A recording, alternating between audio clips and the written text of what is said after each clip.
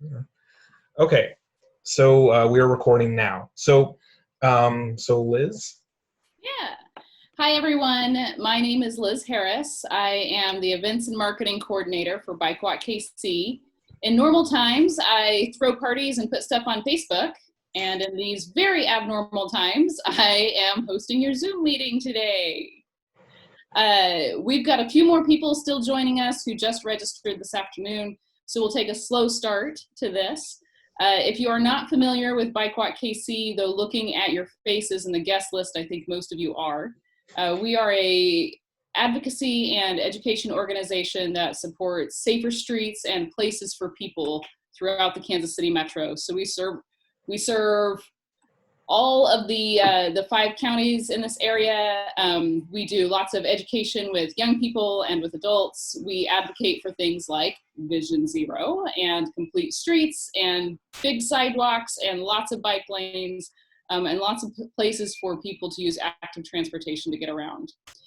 Today, we are going to talk about Vision Zero, which is a public health informed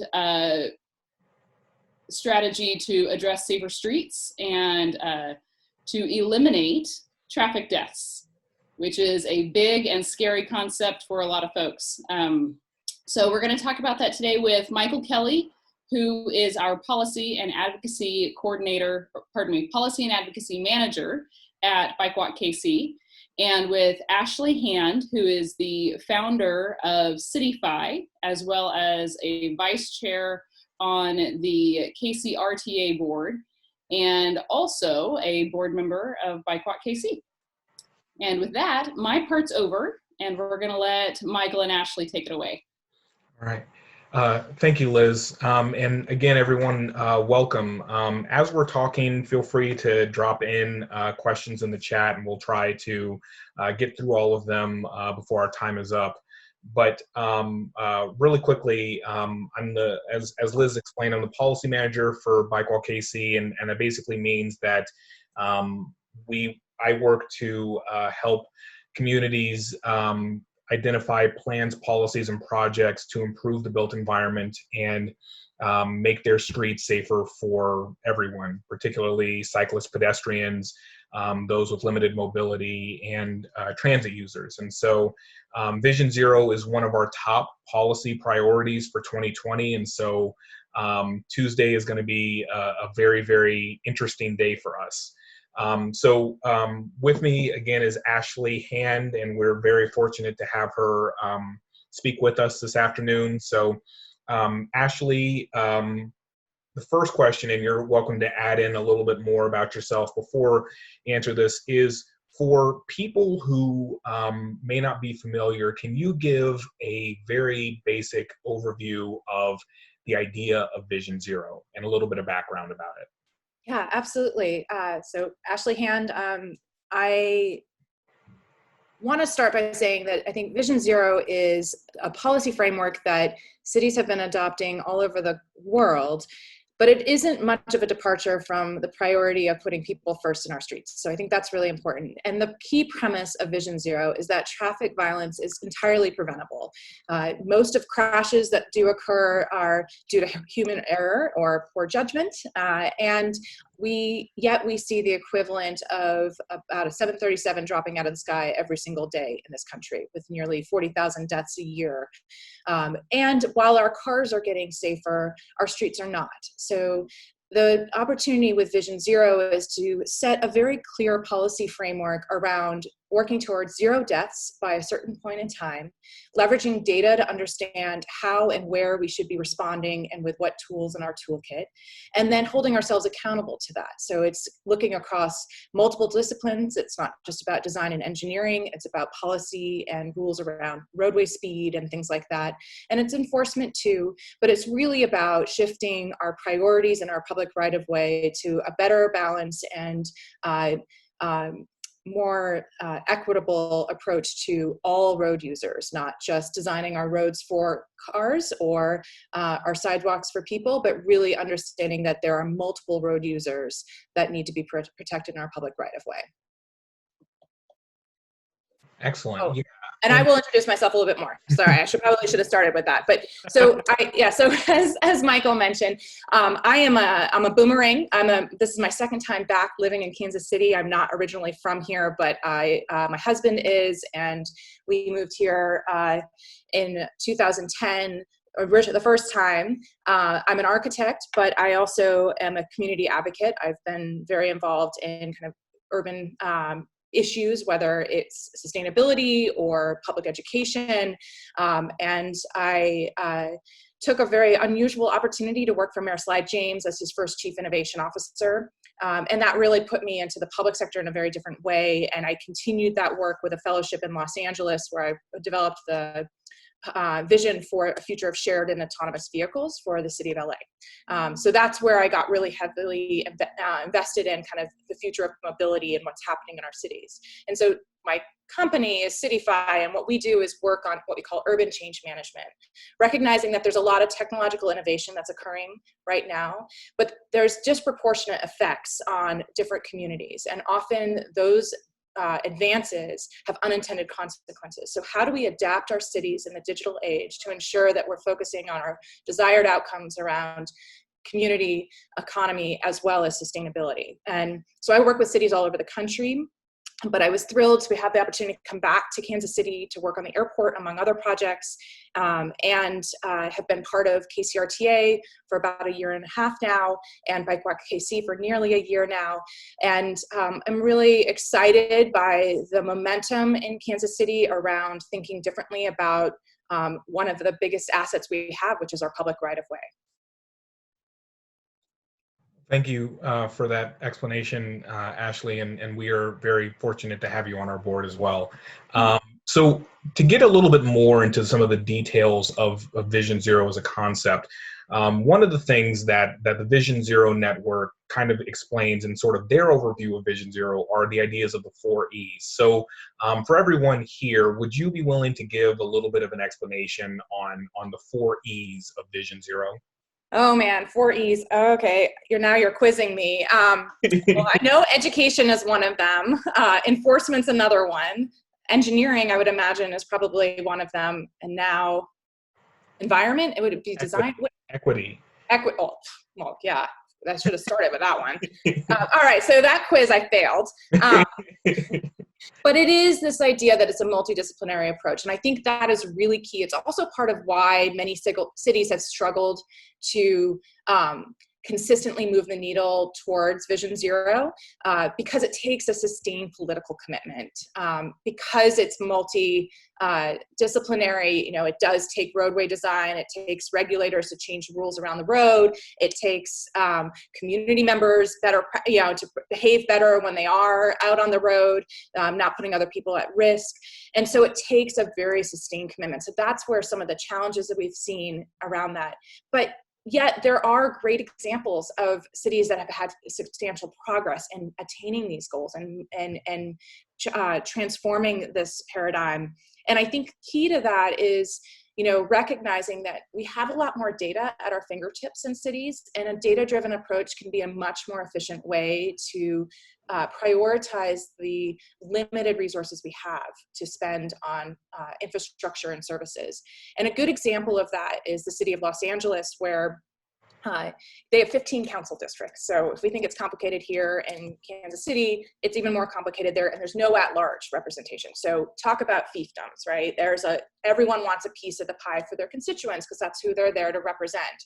So instead of looking at how do we divide the limited resources that we have across 15 different council districts, using data to develop a high injury network to understand where the majority of crashes are occurring, what roads are the least safe to all road users, and then prioritizing projects around improving those outcomes at those intersections and along those corridors, you're going to have a bigger bang for your buck because you're actually doing things where it's needed the most. And what we found when the city of LA did that analysis of their high injury network was that 65% of the severe and fatal crashes that that were happening in Los Angeles were occurring on just 6% of the streets. So there's a gross, mismatch of kind of how we traditionally solve problems in cities, where we're budgeting by department or budgeting by council district and big projects like that, to really thinking systemically and using data to help inform the prioritization of improvements. Mm-hmm. Yeah, and oh, sorry, let me hop back on here. And yeah, so, and one of the things I kind of wanted to ask sort of along those lines is that it really does seem that data kind of opens our eyes to how we can sort of inform the changes that we make. And I think something that has been very evident, especially with the coronavirus as the backdrop, is how much data is showing the limits of equitable distribution of things. And so, speaking to that a little bit more, how can an approach like Vision Zero help us to sort of right the ship, so to speak, especially in terms of how we identify more equitable ways to share the limited resources we have when it comes to our street network? Yeah, absolutely. I think empowering our decision makers, both the electeds and management of our city government, with data, giving the real information, is a really great way to level set and kind of throw out some of our kind of leanings and really focus on people first. What we see in the data when cities do spend the time really delving into it is the gross inequity and who is most vulnerable in our roadways. Certain neighborhoods, certain community members, seniors, children, transit riders, people that rely on active transportation and public transit to get around because they can't afford a car.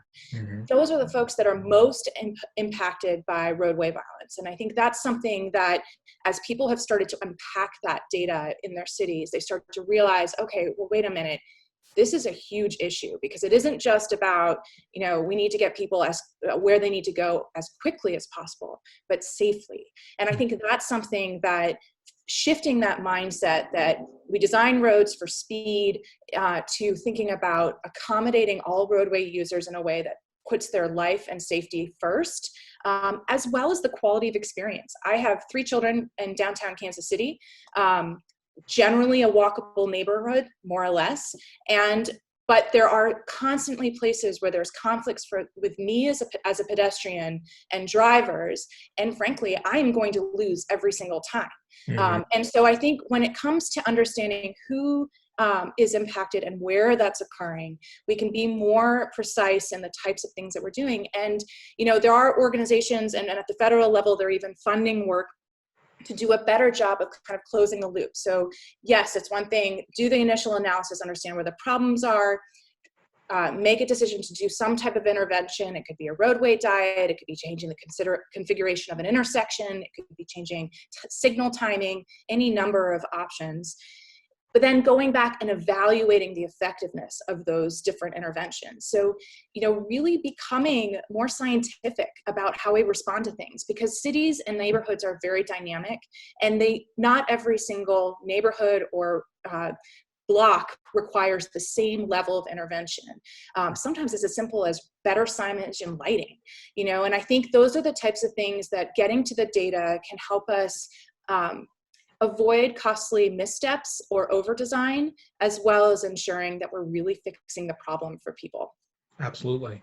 So it looks like we have our first question from the audience. And again, anyone is free to just drop a question in the comments, and we'll try to get to them as we can. But the first question we have is, my question is, how do we get the data in the first place? We know about injury crashes and fatality crashes, but there is so much anecdotal near misses. I don't think we have counts for walkers or cyclists, surely not citywide. Is big data the answer, and how do we afford it? Yeah, so data for the sake of data doesn't mean anything. So that's not the way to go. And to some extent, yes, a lot of that data actually is already there. There's federal and state level requirements that are tied to funding and services that track certain levels of information. So a lot of that data is already there, and the Mid-America Regional Council has been analyzing and evaluating this data across the region for quite a long time. So we have a good kind of starting point. What we're seeing now is, first of all, we have a complex region with 2 states. So the standardization of and kind of the level of quality reporting at when there is an incident. So I'll get to the near misses in a minute, which is kind of a funny term, but we'll get to that anyway. But making sure that we're getting a consistent level of information so that we can really understand it, because there are gaps in that data. It doesn't always help us understand what actually happened. But we're also seeing cities that are embracing third parties and other places to go to get data that they need to analyze activity. There's been some really interesting work, and actually CityFi just did an analysis with the city of Los Angeles looking at pedestrian activity during COVID to understand if there has been, if the stay-at-home orders have actually been effective and bringing kind of foot traffic down across the city. And so there are third-party kind of creepy stuff that's tied to these devices that can give us a lot of insight as to kind of where people are, and therefore maybe an opportunity to hone in on an analysis that looks at those specific areas.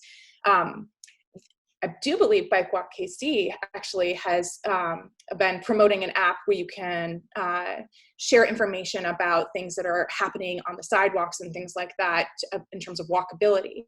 And those types of crowdsourced tools are also really important, because it isn't just about a bike and pedestrian, or a pedestrian and a bus, or those types of kind of run-ins that we have to be concerned about, but it's the conditions of the infrastructure in general. If you have incomplete sidewalks, for example, on a heavily trafficked pedestrian path, you're going to run into problems when it comes to potential conflicts. And so 311 data and other tools that of asset management are things that cities have at their fingertips to begin with. The problem is that there's often a disconnect with the analysis and the ability for cities to really delve into the analysis itself. But that's where we have the advantage of following other cities that have already adopted a Vision Zero policy. San Francisco, for example, it was their public health department that developed their methodology of classifying a high injury network, which looks not just at the number of incidents, but the socioeconomics of the community members that are most impacted. So it starts to shift the prioritization of where we need to make these investments, because it focuses on equity first. Excellent, and thank you.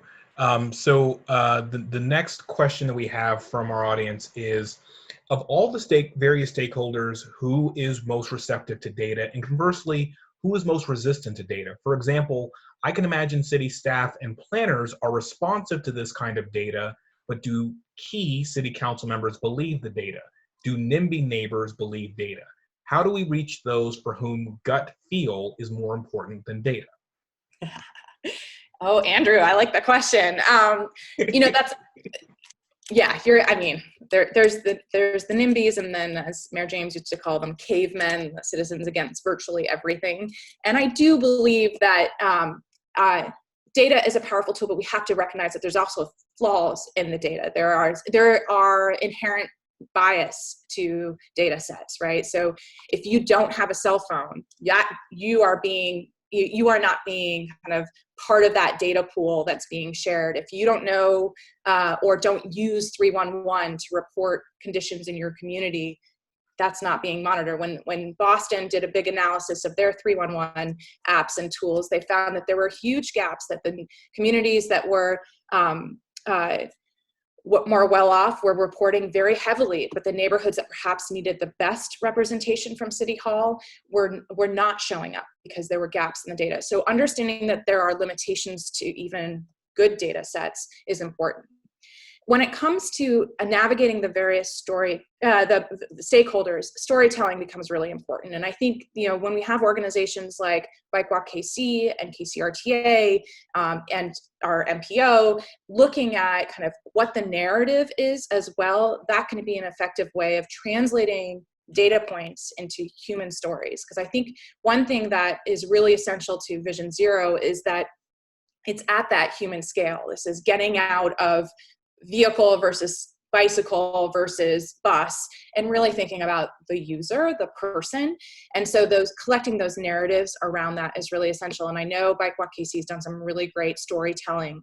And I think one of the things that even with the folks that are more receptive to data, understanding how to use that data, even with the insights that they get from it, and translating that into action, whether it's influencing policy or driving development decisions, whatever that may be, that requires even more work to translate that. And I think KCMO is actually very well positioned because it has embraced data for a very long time. And I think they have very capable people who do some good storytelling with that data in City Hall. I think the fact is you will always have the folks that will hate on it no matter what you do. But I do think that if you can bring the personal touch to it, that starts to help. Yeah, and Call your council member because it matters. Yeah, so definitely adding on to Ashley's point, what has definitely been effective in what we've seen is when people are able to speak about their own personal experiences. We've been I'm not sure if we would necessarily call it fortunate, but we have had several family members of folks who have been victims of traffic violence who have reached out to us and said, how can I make something better out of this? And we often find that that is something that can really be effective because a lot of elected officials, and I want to be careful because there are actually a couple on here,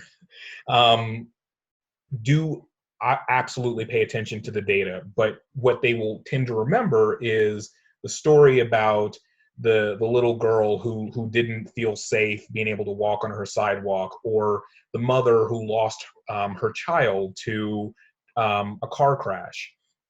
Both play very integral roles, but it's how they necessarily pull folks towards making those decisions that's also really, really important. So absolutely, as much as you can, storytelling is going to be the effective way that we sort of reel people in and make the data become real, so to speak. Yeah, and just to pile on to that, I think recognizing who the narrative is for too can be really compelling. So if the loss of human life and severe injuries is not enough to motivate you to support Vision Zero, then maybe the economic cost would. For example, in Seattle, for example, there was a civic hacker, someone who took open data and analyzed it on his own and published the estimated cost of life, property damage, and injury in the city just from the traffic collisions that occurred in 1 year. And this was in 2016, and it was over $222 million. So when we think about what's happening in our economy right now, the uncertainty that we face, and possible kind of complete restructuring of our economy as a whole, thinking about the loss of productivity, the loss of quality of life, the burden of cost on families, employers, and others and society as a whole for addressing traffic violence, it really behooves us to move on this now. We can't wait until something magical occurs and everything's normal again, because there is no normal again. And so we have to adopt Vision Zero because this is going to have an economic impact on our community as well. Mm-hmm. So we have another question, and I'd actually like to start answering this one and then hand it over to you, Ashley. But the question is, how do we adjust when skeptics how do we adjust when skeptics present Vision Zero as anti-car, anti-suburb, or providing a new platform for profiling? So I'll answer this in a couple of different ways, and then Ashley, please feel free to jump in. So I think specifically with regard to the anti-car element, I think a big thing that's really helpful and eye-opening for folks is when we try to center the conversation around speeding. So one of the things that obviously most of us know here is that speeding drivers kill people. If you're hit by someone who's driving 20 miles an hour, there's a much lower chance that you will die from those injuries versus if you're hit by that same driver going 40 miles an hour. And I say this anecdotally, but I think that is something that really is impactful, because in speaking with neighborhood groups and with individuals who are regular drivers, that's something that's kind of a light bulb moment for them. So I think first, as far as anti-car, centering it on speed. If we're able to slow down cars even a little bit, that is something that not only makes pedestrians and cyclists safer, but it's also something that can protect drivers and also ensure that they don't get into crashes themselves.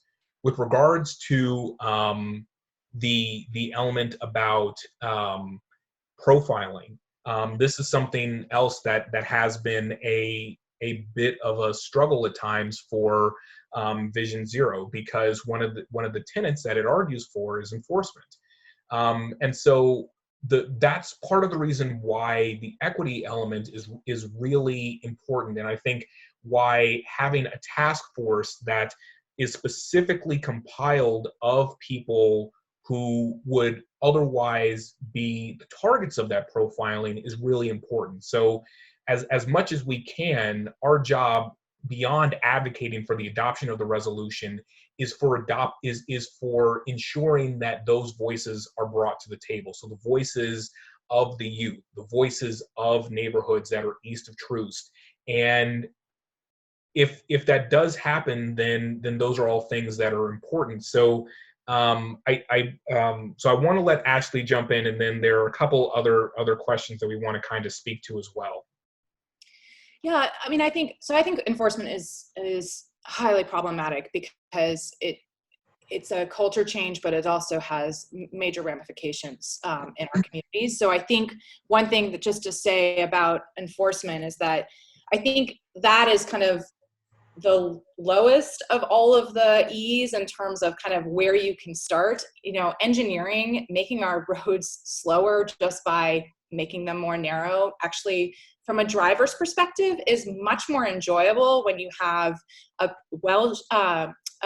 tree-lined street that moves at a comfortable speed. That is much more comfortable for a driver. And I think what we see on our city streets, and I'm not talking about the highways, although that I can hear from my window how dangerous the speeds are during COVID right now.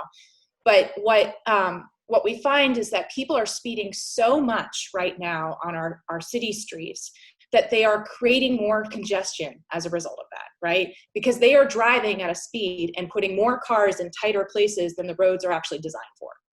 So there's a geometry issue right there, right? You don't have, you shouldn't be moving cars that volume of cars down a lot of these roads at the speed that we're seeing. So enforcement becomes important in terms of getting people to respect the rules of the road and heed speed limits. But roadway design is another way of encouraging that. Creating pinch points at intersections and thinking differently about where pedestrians can safely access crossing opportunities. Those are ways to kind of change the way that our streets are structured, and recognizes that, you know, not every single road is designed for the same type of usage. So our smaller streets, our more local streets might be better suited for pedestrians and cyclists. Los Angeles, among other cities, defines roadway networks based on kind of who the priority users are, and then invests in the infrastructure improvements to align to that. So they do have the kind of big streets like Pico that, like, you know, full on traffic for hours around rush hour. That's what that is. It's not a place you want to walk. But then they have streets that are designated as bike networks and pedestrian networks, which are much more human scale. Streets are narrower and the speeds are slower. So when it comes to the issue of trying to kind of figure out what that right suite is, I think Kansas City needs to be very intentional in the way that it defines the types of projects that it wants to pursue first. And the great thing about this resolution is that it not only sets a timeline to actually getting something done, but specifies the projects and some of the measures that kind of the essence of what they want to accomplish with those types of projects. And I think we recognize that we know we have got hot spots in this city, whether it's anywhere near 71, if it's 12th and Benton, if it's 31st and Prospect, there are issues. And with the investments we've made in transit and other things as a city and region, those are places that are great opportunities. I mean, Prospect Max is phenomenal. I know we've got David Johnson on the phone, but the infrastructure that they have built to create a really great experience for transit users needs to start from before they even get to the transit stop. So making a street safer for the people that use this heavily trafficked transit route is a great way to prioritize that. And I don't think there's a lot that we need to worry about. There are examples of more passive enforcement too, which can be part of the culture change. Seattle has been piloting the idea of having plainclothes officers try to walk across the street in their busy neighborhoods, and you get a warning. You don't get a ticket if you violate the rules of the road.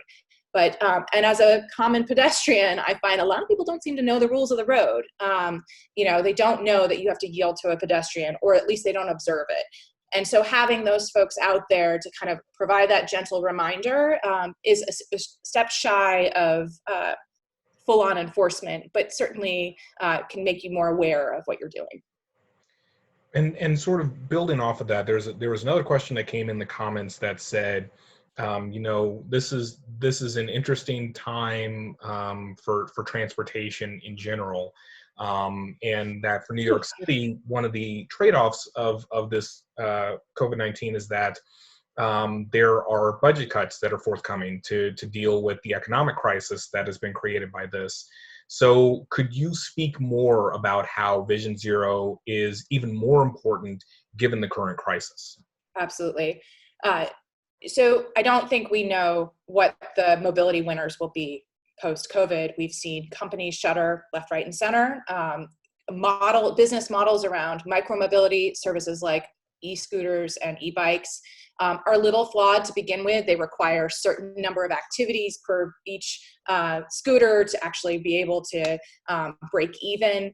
Uber and Lyft, as we all know, when they went to IPO, were basically in the red most of the time. I think it's one of those things that like new mobility in cities is not very clear. But what I do think we understand is resiliency is a couple of things. One, it's about what happens when things fail. So when the technology fails and you can't unlock a tool or call a car or whatever it is, do you have an option to get around? And can you afford it? And is it accessible to you and where you want to go? The other aspect of resiliency is ensuring that there are kind of backup measures. And I think one of the things we're increasingly seeing in the space around mobility is the need for options and affordable options and accessible options. And so what that means is that every single trip is not the same. And I think the problem with the car-centric approach that we have as a country in the way that we design our roadways is that we buy one thing to do everything for us. So it doesn't matter if you're in it by yourself, which most of us drive alone. It doesn't matter if you're carrying groceries home or not. But the idea is like right-sizing your vehicle to the trip. So if you can walk that trip, we need to build neighborhoods that have accessible services. Like right now, think about all the people that are realizing the impact of, staying in low density places, not wanting to be in a grocery store when there's too many people around, but making sure that there's food that's locally accessible when everything kind of falls apart and gets shut down. So I think what we're going to start to see is a series of solutions that kind of complement the challenges of solving for mobility. And what will likely occur in cities that, every city is going to have a sales tax problem, which is a good chunk of our revenues, is the need to think differently about mobility as an essential service. And I hope that an outcome of COVID will be that we think of transit as the #1 essential service when it comes to access for a good number of people in our communities, and that transit is defined similar to how Ride KC has done it, which is through a diversity of services. It's not a one-size-fits-all. It's not all a big bus. It's not all BRT, but it's a variety of services that you have available to you and that you can pay for with or without a credit card, and you can get generally where you need to go in a timely and safe way. So I think with these budget shortfalls, I think we can anticipate that most cities are going to have to rethink transit, but I think the tools can be ramped up pretty quickly. And I think there's going to be places where it's just going to be a lot harder because land use kind of stinks in this region in terms of job access and compact neighborhoods and things like that. But we do have some pretty, creative people trying to figure that out. So I'm hoping that that's a good thing for us. Absolutely. And that kind of feeds into the next question that we have from the audience, which is, let's say the resolution is passed, then what? How does this roll out? So let me jump in first and say that the way that the resolution is organized is, let's say that the resolution is adopted on Tuesday and then adopted on Thursday by the full council. The city manager is directed to develop and create a task force that will begin to convene, I believe, within a month of the resolution's adoption. That might be changed up a little bit given the circumstances of the pandemic, but that is how it's supposed to be done, is that a task force is supposed to be identified and convened relatively quickly after the resolution has been adopted. The task force's job then is over the next, I believe, 3 to 4 months to develop an action plan. The action plan includes things like what data collection do we need to have? Are there potential high injury corridors? How do we place equity at the forefront in implementation? And what are immediate projects that we can hit the ground running with to implement, to immediately start to make our street network safer? That action plan, once it is finalized, is to be brought back to the full council for their consideration and adoption. And once that action plan is adopted, then the work begins to implement the various things that are identified in that action plan. So the key thing to remember is task force develops action plan, city council adopts action plan, and then the city works to begin to implement said action plan. And I think key to that too is that the task force is intentionally designed to be multi-department and multi-stakeholder. So that's really important because, the priorities of public works can feel like they're in conflict with other departments sometimes, and, budgets are going to be tight. So we got to recognize that we need a lot of minds to solve this problem. But I think the other thing is the fact that it asks for discrete and actionable things to kind of come out of this short planning process. We can measure the impact of those decisions. And I think it's really important to recognize that we have a complete street policy. Safety is a core tenet of any roadway engineer, traffic engineer. We have all of these tools in our toolkit already, including the GEO bond, which is paying for better infrastructure improvements. Why don't we tie this in as a way to help us kind of further reprioritize and hopefully accelerate the importance of these changes?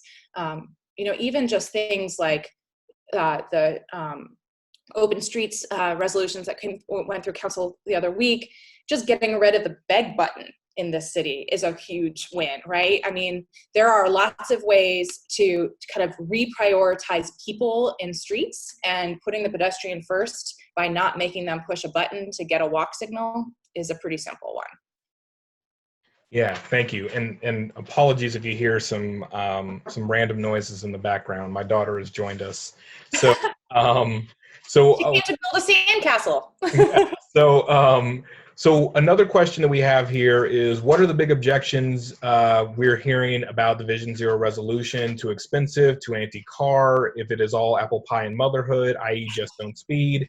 Who would object? Is the Biggest objection coming from public works types who don't like the idea of redesigning roads for the use of more than just cars. I will honestly say that in Kansas City specifically, we haven't really seen a lot of organized or concentrated opposition to the resolution itself. I think that as a concept, especially when it's explained to people who have never heard of it, most people have been like, yeah, absolutely, why aren't we doing that? So no, David, we have not seen anything from them at this point. But I will let Ashley answer this. You know, maybe this isn't something that we see here, but again, Kansas City is a big, diverse region in a number of key ways. So in other communities that you have seen Vision Zero considered and ultimately adopted, you know, what examples of opposition have you seen that could potentially inform not just how Kansas City implements this, but how other communities like our suburbs or our neighbors to the north or across state line may anticipate that potential opposition? Yeah, I mean, I didn't do a great job answering the question earlier about is it perceived as anti-car? And I would say, yeah, I think there are people that really do perceive Vision Zero as anti-car. The idea, the strange sense of entitlement that we have that I can drive wherever I want, however I want, how fast I want, is a very kind of perverse incentive to not abide by the rules or consider others. This idea of like, it's all about me and how quickly I need to get someplace, to hell with everybody else. And I think what we have seen, some of the failings in, you know, cities like LA have really struggled to meet the Vision Zero goals, is they have even full out seen community members come resist road diets and reversed road diets. I mean, that's just insane to me. And I know in just north of the river, there was a moment in time where that road diet that actually made the street pretty fantastic was at risk because people were concerned about delay.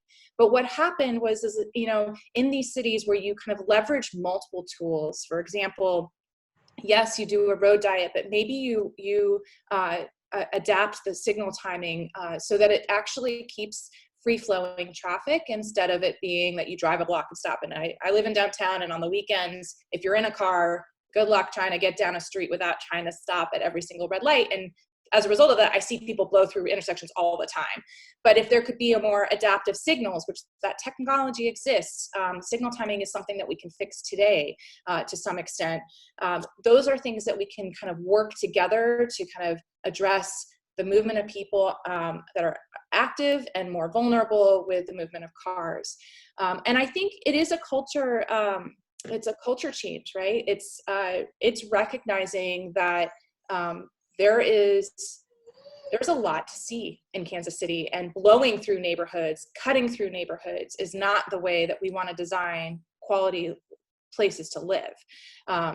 And I think that's where our focus on the East Side really needs to be very intentional and sustained, because we have taken that for granted for far too long. And I think the neighborhoods where people really value public space in the public realm have slower streets, have safe places to walk. And so I think if we can try to put our values as a community first, we can kind of break through some of that. And then I think the final thing to kind of think about is I do think that there needs to be an education of our subject matter experts in City Hall. The state of California moved away from the metric of level of service in roadway design, how many cars at what speed can I move through this corridor, to vehicle miles traveled. And the key to that was really thinking about not just kind of building the biggest, fastest road we can, but thinking about how we can change the nature of travel itself so that we are only really taking a car when we really have to, and maybe we're replacing more of those trips that are shorter and the more common ones, because commutes only take about, I think it's like not even 10% of our trips are commute times, commute trips. If we can change those trips and get ourselves out of our cars by supporting, better policies in neighborhoods in general, I think we can start to change that perspective. But we got to train our subject matter experts that are designing these roads, approving plans, and permitting this work to happen. Absolutely. Um, one more question, and then I want to spend a little bit of time talking about Tuesday and everything. Is there are several elected officials on here. Councilwoman Laura Steele from Westwood, Councilman Ronald Nelson from Prairie Village, and Councilman Brian DeLong from North Kansas City. Welcome to you all. Thank you for joining us.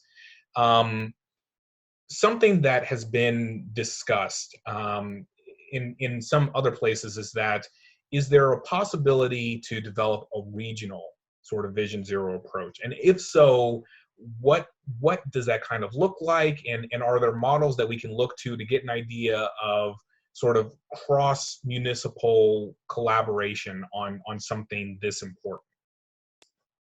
So I think anyone who has lived here would recognize that we absolutely need regional collaboration, because I don't think any one of us necessarily lives our entire lives contained within the boundaries of a single municipality or county or state, for that matter. So I think the need for regional collaboration is critical, because it also requires some consistency in terms of kind of types of opportunities. You don't want to hit state line and suddenly the conditions of your roadway change, and now all of a sudden you're speeding through a neighborhood where you had otherwise been driving more carefully, or maybe hitting a bike network that ends in a certain place and doesn't allow you to get where you need to go. So we really, as a region, move across many different places and spaces. So that type of opportunity to think regionally is really important, particularly to KC.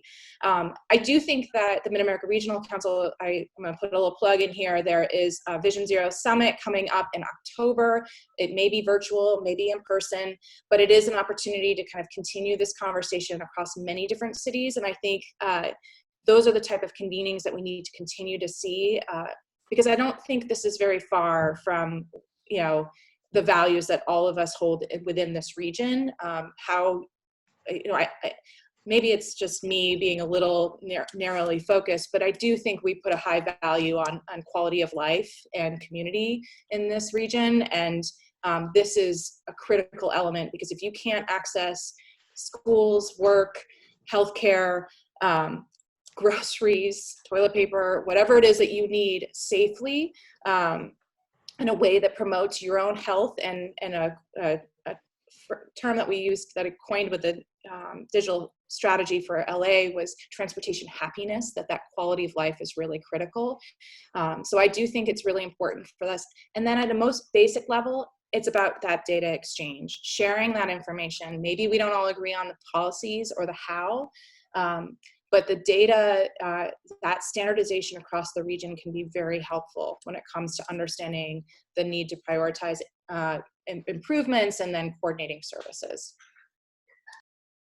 Yeah, all good points on that front. And so to transition a little bit, I did want to give folks a little bit of a preview for Tuesday. So for those of you who don't know, the Vision Zero resolution will be considered by a joint committee of Transportation and Finance on Tuesday, May 5th at 9:30. So they won't, as my understanding, they won't be allowing public testimony, but there will be email testimony that can be submitted beforehand. There are 9 members of the joint committee, so if it passes out of there, there's a pretty strong chance that it will be adopted by the full council of 13. One thing I want to clarify, someone put in the comments that the bike plan will also be here. The bike plan is not going to be considered on Tuesday. It has been put on the back burner, and so for now, the only thing that is supposed to be discussed on Tuesday is Vision Zero. So this is where I do want to make a plug for everyone who is able to, that is on here. Because you can't come to speak in person, email testimony is really, really powerful. When we had the Open Streets resolution considered, a big part of the reason why we were able to get across the finish line is because we had 30 people send emails explaining why they felt it was important and why they believed it was necessary. So this is another opportunity where if this is something that's important to you, As much as BikeWalkKC loves to go to City Hall and advocate for you, it can't just be us. We really need folks beyond the crazy bike people coming out to speak in favor of something that's this important. And so, apologies for that. If you're able to, please reach out, and I would be more than happy to help you get in your testimony. The testimony is due by noon on Monday. So good question, Andrew. So who should I be sending the email to? So I will type this in here, but there is a specific, email for public testimony that you can send it to. It's publictestimony@kcmo.org, and I'm sharing it in the chat here so everyone is able to see it. Send it in there. Include the resolution number, so resolution number 200019 in the subject line, and get it in before noon on Monday. So if you're interested, we would love to have you submit some testimony, but it has to get in by Monday at noon. So so shifting a little bit to try and get to a few more of these questions if we have time. And if I apologize if we can't get through everyone's, but let's see here.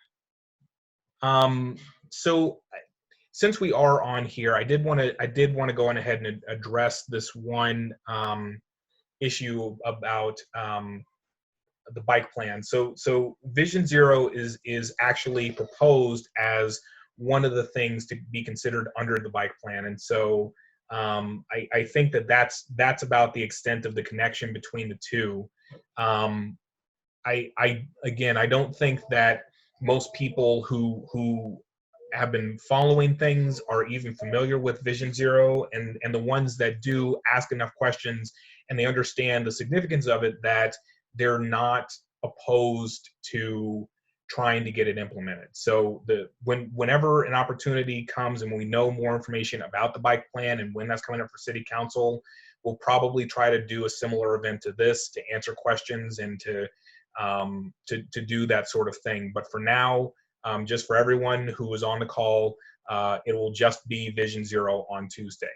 For anyone who's interested, you can follow along on KCMO's Channel 2 live link and watch it on YouTube. And so, yeah, that's kind of how that is. So I don't see any more questions from anyone. I'll let folks drop in any last minute questions they may have, but I did want to start our closing remarks by. Oh wait, we got one more question. Oh, did get one more. So what if it doesn't pass? What then? Oh, if the resolution does not pass, then we will have to go back to the drawing board and figure out what issues the council had, and we will have to work with them to figure out a way forward. I will say, knocking on wood, that I'm fairly confident that the resolution will be adopted by the joint committee. But if it isn't adopted for one reason or another, then the issue for us turns into figuring out what their concerns are and helping them to address it. That's why, as much as possible, it really is important, if you are able to send in testimony so that they can see how important it is that we do pass this and that we do move this forward. We don't want to have to be in the position of having to figure out a way forward if this way doesn't work. But the best way to ensure that is if we have a lot of folks sending in email testimony about why this is important. So we've already had about 13 folks send in testimony. So everyone who has done that, including anyone who's on this call, thank you so much. But we need more. We can't take anything for granted going into Tuesday. And so one of the ways to ensure that it's got the best chance of getting adopted is with testimony. So I did want to just jump back in and say really quick, thank you to Ashley so much for taking the time to speak with us. We really appreciate not only having your expertise here, but also having you as a member of our board.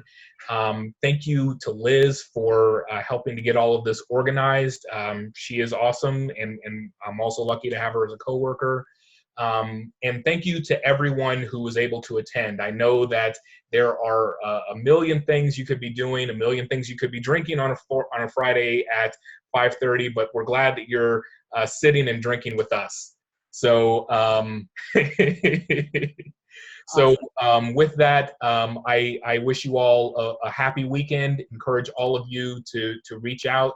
If you have any questions about submitting your own testimony, please feel free to reach out to me, and I will be happy to help you.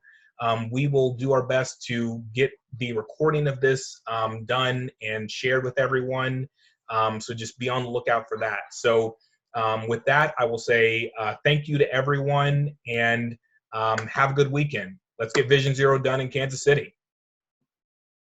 I will send out the recording this weekend, and I'll include links to some of the resources that Ashley and Michael mentioned, as well as links to things like our advocacy mailing list. Thank you for all of those of you who have joined that already. If that's how you learned about this, then that's great. Also, if you are able, we are a nonprofit organization that is struggling, as I think all nonprofit organizations are right now. So if this is valuable work to you, and if you are able, we would appreciate your support in any denomination, in any form, whether that is sending in your testimony to the City Council, or whether that is providing us with financial support. We will take all of the love you've got. Thank you very much for joining us tonight. If you've got the emojis, a round of applause for Ashley and Michael. And we will catch you on the flip side Monday before noon, and join us, I guess, on YouTube watching Channel 2 on Tuesday.